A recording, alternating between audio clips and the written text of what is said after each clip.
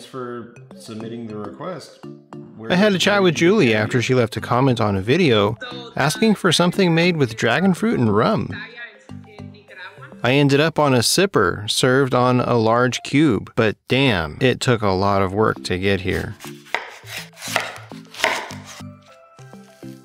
After peeling and blending the dragon fruit, I squeezed it through a nut milk bag trying to remove the seeds, but it ended up easier to pour and measure.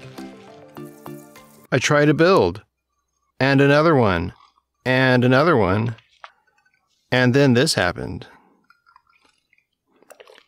This one is going to be controversial.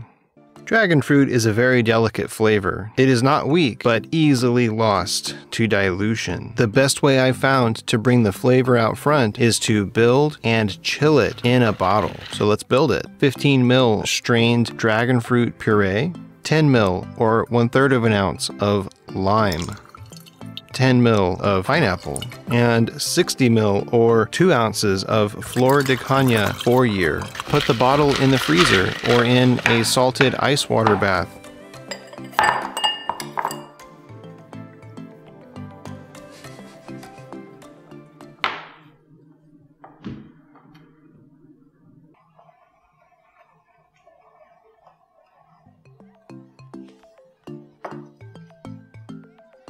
It smells like pitaya and lime.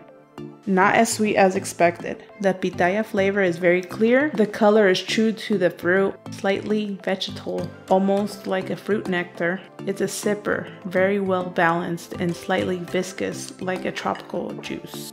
Cheers.